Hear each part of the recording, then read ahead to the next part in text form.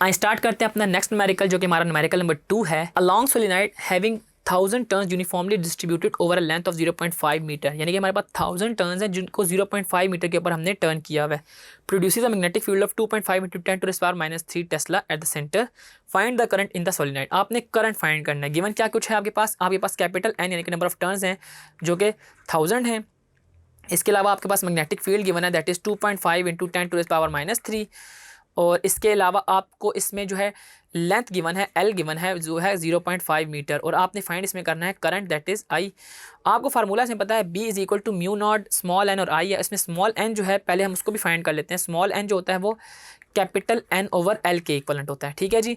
यानी कि 1000 को अगर मैं 0.5 से डिवाइड कर दूँ तो हमारे पास स्मॉल एन आ जाएगा। 1000 को मैं अगर 0.5 से डिवाइड कर दूँ और अगर मैं 1000 को 0.5 से डिवाइड करूँ तो मेरे पास आंसर आता है 2000। क्या आता है? 2000 आ जाता है। तो स्मॉल एन मेरे पास आ गया 2000। अब आपके पास इस फार्मूले में अगर देखें तो म्यू नॉट की वैल्यू आपको ऑलरेडी पता है दैट इज़ 4 पाई × 10⁻⁻⁷। बी की वैल्यू आपको पता है 2.5 × 10⁻³ और आपके पास है आई आपने फाइंड करना है। तो आई आप इसमें कैसे फाइंड करेंगे? I is equal to B over mu naught into N.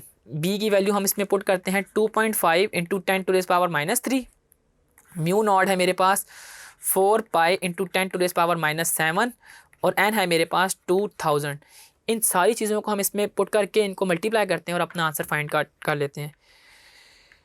मेरे पास आएगा 2.5 × 10⁻³ और डिनोमिनेटर में आ जाएगा 4 × 3.14 × 10⁻⁷ और इंटू 2000।